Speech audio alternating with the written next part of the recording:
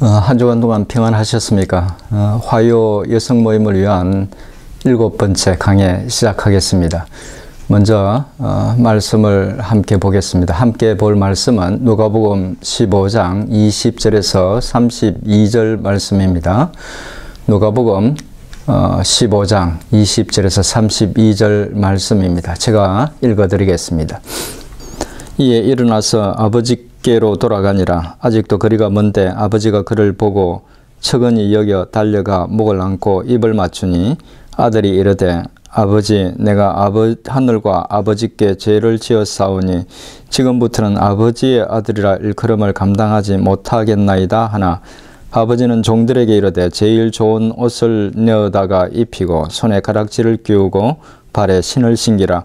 그리고 살찐 송아지를 끌어다가 잡으라. 우리가 먹고 즐기자.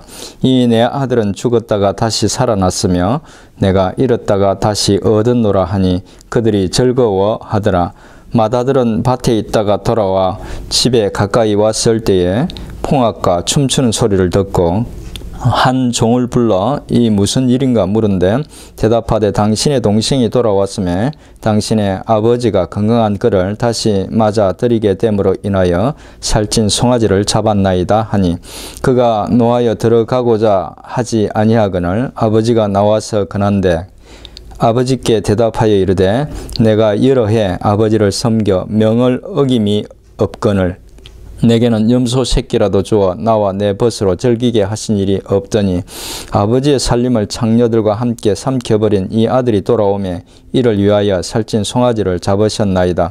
아버지가 이르되 이에 너는 항상 나와 함께 있으니 내 것이 다 네 것이로되 이 내 동생은 죽었다가 살아났으며 내가 잃었다가 얻었기로 우리가 즐거워하고 기뻐하는 것이 마땅하다 하니라.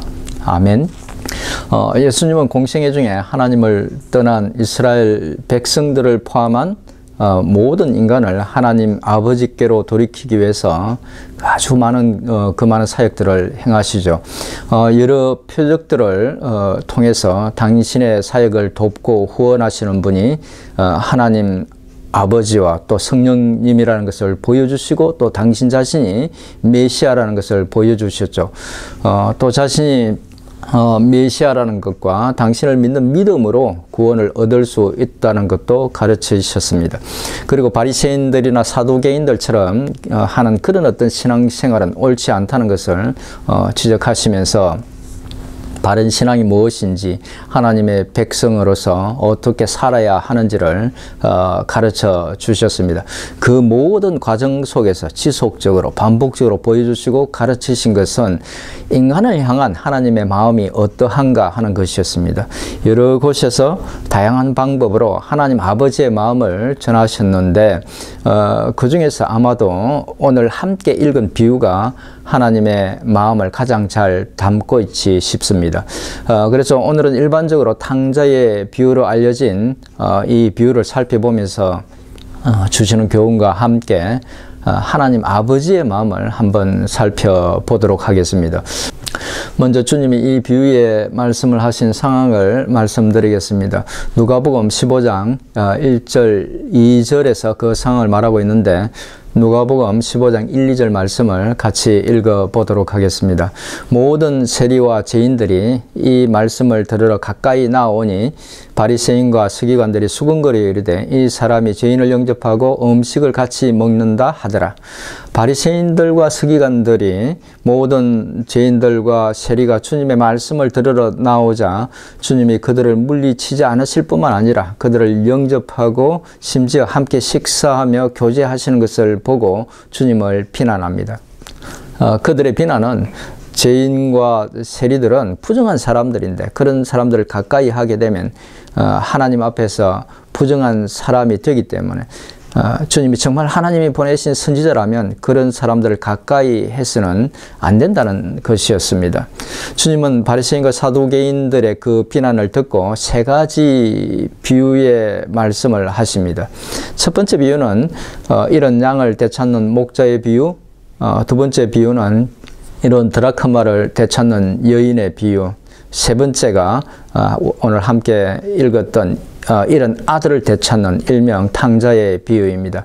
이 세 비유의 공통점은 이런 것을 되찾은 기쁨을 말하고 있는데, 특별히 이 세 번째 비유는 그것 외에도 우리에게 몇 가지 중요한 교훈들을 가르쳐 주고 있고, 또 여러 가지 것들을 생각하게 합니다. 비유의 내용은 잘 아시겠지만 이렇습니다. 어떤 사람에게 두 아들이 있었습니다. 그런데 둘째가 아버지에게 가서 장차 자신에게 상속으로 줄 몫을 미리 달라고 요구합니다. 사실 작은 아들의 이런 요구는 당시 유대 사회에서는 용납할 수 없는 그런 요구였습니다. 살아있는 아버지에게 감히 유산을 요구하는 것은 정말 무례한 짓이었습니다. 하지만 아버지는 작은 아들의 그 무례하고 철없는 요구를 들어주었습니다. 그의 당시 그 관행으로 하면 큰아들에게는 재산의 3분의 2를 주었기 때문에 아마 둘째 아들은 3분의 1 정도 받았을 것입니다. 그렇게 아버지에게 자기 몫의 재산을 요구해서 상속받은 작은 아들은 받자마자 재산을 정리해서 먼 나라에 가서 그 재산을 허랑방탕하게 낭비하고 맙니다. 그리고는 그가 머물렀던 그 나라에 큰 흉년이 들었고, 그는 심하게 궁핍하게 되어서 어떤 사람의 돼지를 치게 됩니다. 상황은 더 악화돼서 굶주리게 되고, 이제 돼지가 먹는 쥐업 열매조차 배불리 먹을 수 없는 상황에 처합니다. 그때 탕자는 아버지 집에 있는 품꾼들을 생각하고 자신을 품꾼으로라도 그렇게 받아주기를 부탁하기 위해서 아버지 집으로 돌아가기를 결심합니다. 마침내 고향으로 돌아와서 집으로 향하고 있을 때 아직 집에서 거리가 먼데 아버지는 그 아들을 알아보고 달려가서 목을 안고 입을 맞춥니다. 그러자 아들은 자신이 하늘과 아버지께 죄를 지었다고 고백하면서 감히 아들이라 일컬음을 감당하지 못하겠다고 말합니다. 그런데 아버지는 제발 품꾼의 하나처럼이라도 그렇게라도 대해달라는 미리 준비한 말을 그 아들이 꺼내기도 전에 종들을 시켜서 제일 좋은 옷을 입히게 하고, 또 반지를 끼우게 하고 신을 신겨주라고 말합니다. 그뿐이 아니었습니다. 내 아들이 죽었다가 다시 살아났으며 잃었다가 다시 얻게 되었다고 기뻐하면서 살찐 송아지를 잡아 잔치를 준비하게 합니다. 그런데 이런 일이 벌어지고 있을 때 밭에서 일하던 큰아들이 돌아옵니다. 그는 집에서 나는 풍악 소리와 춤추는 소리를 듣고 종을 불러서 무슨 일이 일어났는지를 물어봅니다. 자초지종을 들은 큰아들은 화가 나서 집에 들어가려고 하지 않습니다. 그러자 아버지가 직접 나와서 들어가자고 권합니다. 하지만 그는 아버지에게 자신에게는 지금까지 성실하게 그 아버지를 위해서 일했지만 친구들과 즐거운 시간을 가지라고 염소새끼 한 마리 준 적이 없는데 어떻게 아버지의 살림을 창기와 함께 삼켜버린 그 아들을 위해서 송아지까지 잡으면서 잔치를 벌이느냐고 불평하며 따집니다. 그 말을 들은 아버지는 큰아들에게 그는 늘 아버지와 함께 있었고 지금 있는 그 모든 것이 그의 것이라고 하면서 죽은 것이나 다름없던 동생이 다시 돌아왔으니 함께 즐거워하는 것이 마땅하다고 말합니다. 주님은 아버지의 이 말에 대해서 그 큰아들이 어떻게 반응했는지 말씀하지 않고 비유를 여기서 끝을 냅니다. 이상에서 간단하게 비유의 내용을 말씀드렸는데, 일반적으로 이 비유는 돌아온 탕자 비유라고 하지만 그런 부제목은 자칫 비유의 본질을 흐릴 수 있습니다. 비유 속의 탕자가 중요한 캐릭터이긴 하지만 주님이 이 비유를 주신 상황을 고려하면 이 비유는 1차적으로 죄인들과 세리들을 가까이 하는 주님에 대해서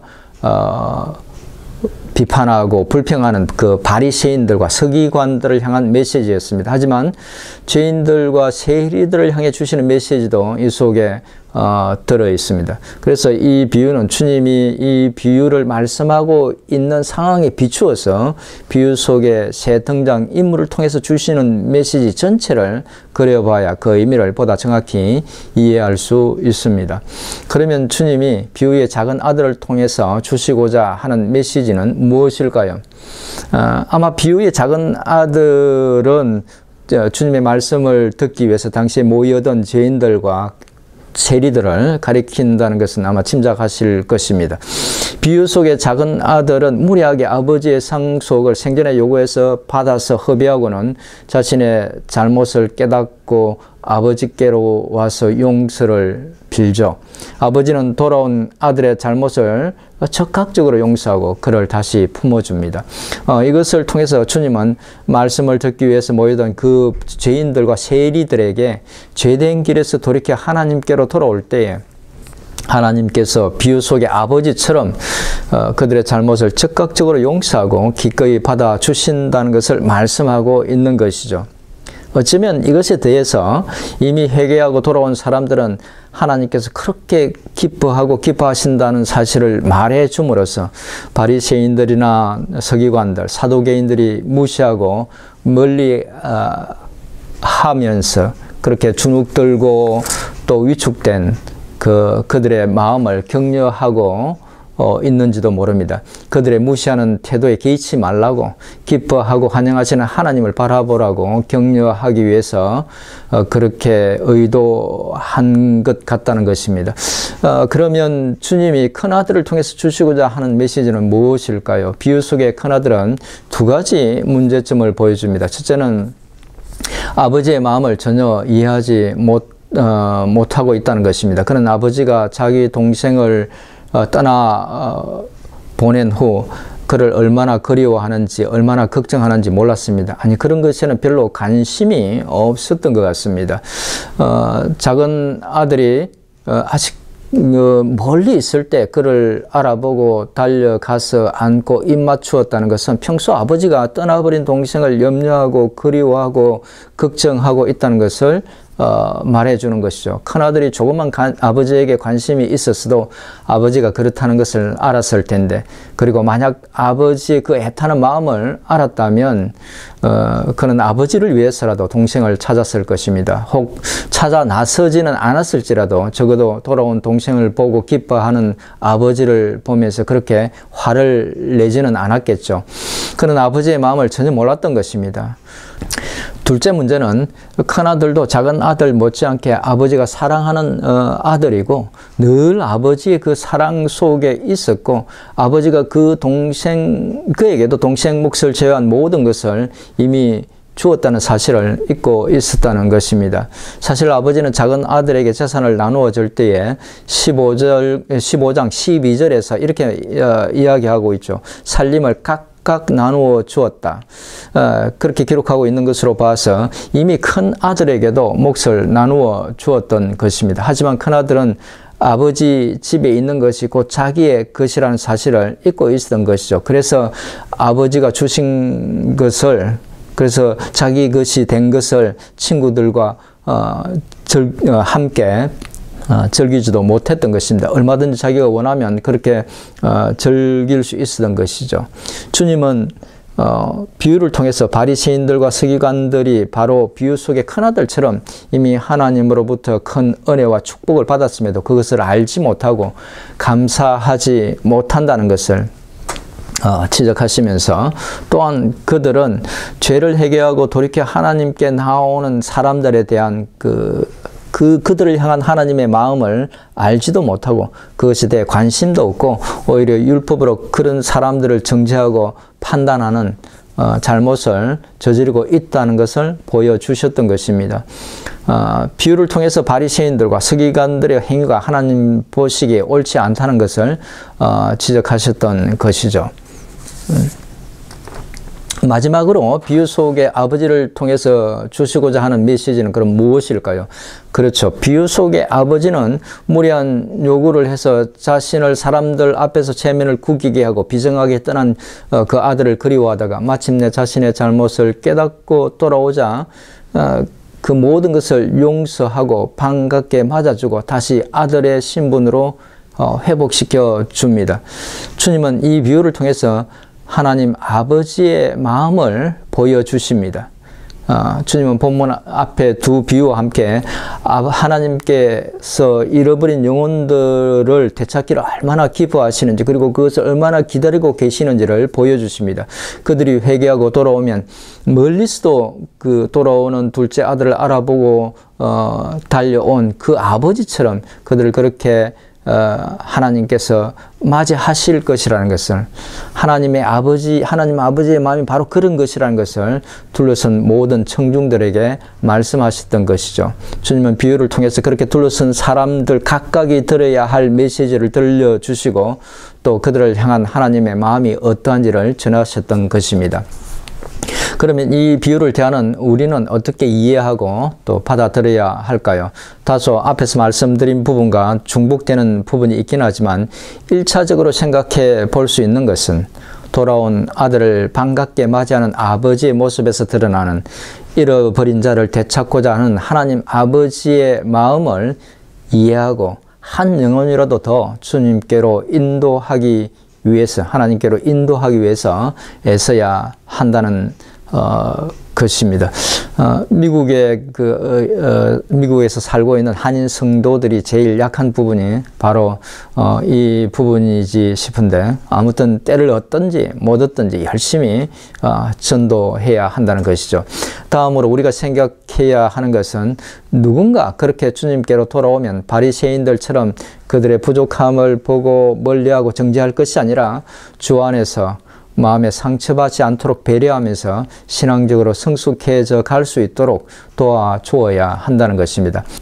사실 이것이 말처럼 쉽지는 않죠. 실제로 새신자를 전도하는 것도 쉽지 않지만 아직 교회에 대해서 잘 모르는 새신자가 성경과 전혀 관계없는 가치관이나 생각을 이렇게 주장하고 고집할 때 핀잔을 주지 않고 또 책망하지 않고 인내하면서 성숙해지기를 기다리는 것도 결코 쉬운 일이 아닙니다. 하지만 그런 어려움이 느껴질 때마다 우리는 우리가 사랑하는 하나님 아버지의 마음, 그렇게 이런 자를 되찾고자 하는 그 마음, 또 이런 자를 되찾았을 때 기뻐하시는 그 마음을 생각하고 그들을 사랑으로 품어주기 위해서 노력해야 할 것입니다. 내가 보기에 부족해 보이고 또 싫은 사람이라도 내가 사랑하는 하나님이 당신의 독생자까지 내어주시면서까지 사랑한 사람이라는 것을 생각하고 새신자들을 또 성숙하지 못한 사람들을 대해야 할 것입니다. 사실 이렇게 하는 데에는 거의 순교의 마음이 필요합니다. 그리고 하나님의 절대적인 은혜가 필요하죠. 저도 잘 못하는 일이라서 그렇게 하라고 감히 말씀드리지 못하겠습니다만, 우리가 가야 할 방향이 그쪽이라는 것을 생각하고 늘 하나님의 은혜를 구하면서 부단히 노력하는 우리 모두가 되었으면 좋겠습니다.